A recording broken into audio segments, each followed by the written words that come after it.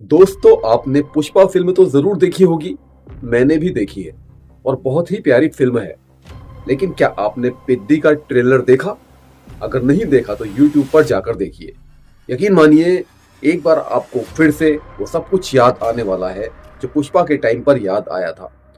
रामचरण एक ऐसी फिल्म लेकर आए हैं जो आपको बांधे रखेगी। 3 मिनट का ये ट्रेलर इंटरनेट पर तबाही मचा रहा है। इस ट्रेलर को जिसने भी देखा उसने रामचरण की बहुत ज्यादा तारीफ की है, तो ये फिल्म देखना तो बनता ही है। फिलहाल आप ट्रेलर देखिए। और आज के इस खास ब्रेकडाउन में बहुत बहुत स्वागत है। आज हम एक ऐसे सोर्स मटेरियल पर बात करने वाले हैं जिसने इंटरनेट पर सच में तहलका मचा दिया है। हम बात कर रहे हैं मोस्ट अवेटेड फिल्म पेद्दी के ट्रेलर के एक बहुत ही पैशनेट और डिटेल्ड रिव्यू की। आज के इस एनालिसिस में हम इस सोर्स मटेरियल के हर एक पहलू, इसके हाइप, इसके हार्ट और इसके सामने खड़ी चुनौतियों को गहराई से समझेंगे। तो चलिए बिना किसी देरी के सीधे टॉपिक पर आते हैं। ठीक है, तो चलिए इस उम्मीद बनाम वास्तविकता वाले फ्रेमवर्क को देखते हैं। साइड ए में हमारे सामान्य ट्रेलर्स हैं। अक्सर होता क्या है, वो एक्साइटमेंट तो बनाते हैं लेकिन कई बार कहानी का सारा सस्पेंस ही खत्म कर देते हैं। सब कुछ पहले ही दिखा देते हैं। लेकिन साइड बी पर गौर कीजिए। सोर्स के अनुसार पेद्दी का ट्रेलर बिल्कुल अलग है। यह अपने सीक्रेट्स को बड़ी ही चालाकी से छुपा कर रखता है, लेकिन मजे की बात यह है कि एंटरटेनमेंट में कोई कमी नहीं आने देता। सच में यह अपने आप में एक बहुत बड़ी अचीवमेंट है। अब आते हैं पहले सेक्शन पर, ट्रेलर का असली जादू। अब ये जो नंबर 3 है ना, ये सिर्फ एक अंक नहीं है, ये एक बहुत बड़ा स्टेटमेंट है। सोर्स के हिसाब से ये 3 मिनट यानी 180 सेकेंड्स एक ऐसी जादुई टाइमलाइन है जो इतना कुछ दिखाती है कि आपको पलक झपकाने का भी वक्त नहीं मिलता। इन 3 मिनटों में एक पूरी 3 घंटे की फिल्म के बराबर का एंटरटेनमेंट मिल जाता है, और वो भी बिना मेन प्लॉट को स्पॉइल किए। इसकी एडिटिंग इतनी कसी भी है कि कोई भी पूरी तरह से स्क्रीन से बंधा रह जाए।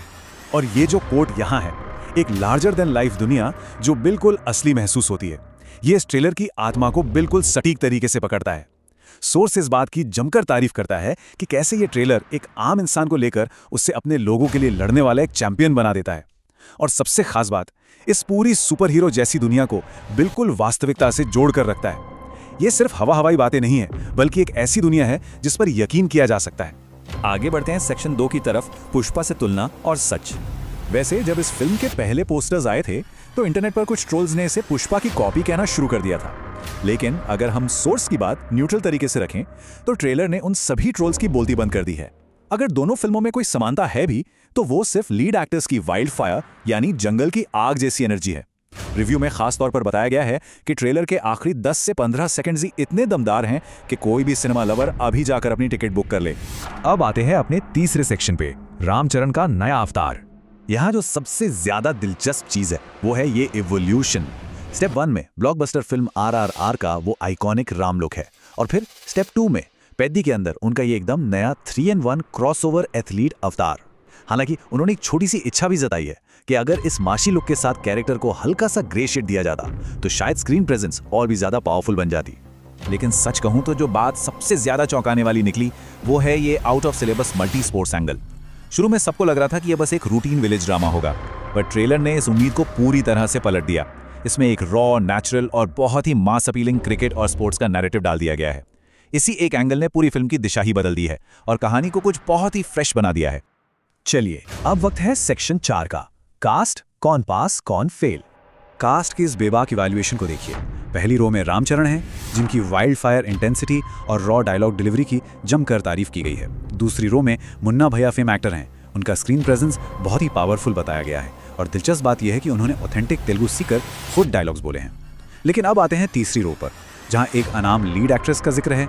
बिना कोई पक्ष लिए सोर्स की रिपोर्ट के मुताबिक इस एक्ट्रेस की ओवर एक्टिंग और बेहद कमजोर हिंदी डबिंग की तीखी आलोचना की गई है।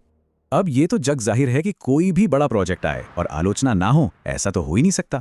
सोर्स ने पहले ही उन शिकायतों की एक लिस्ट तैयार कर दी है जो ओवर स्मार्ट क्रिटिक्स उठा सकते हैं, जैसे एक्शन सीन्स की फिजिक्स पर सवाल उठाना, एक ही स्टोरी में 3-in-1 स्पोर्ट्स के लॉजिक पे शक करना, तेलुगु इंडस्ट्री की हालिया फ्लॉप स्ट्रीक को खींच लाना, या फिर बेवजह इसकी पुष्पा से तुलना करना। ये ऐसे तर्क हैं जो अक्सर सिर्फ ध्यान भटकाने के लिए दिए जाते हैं।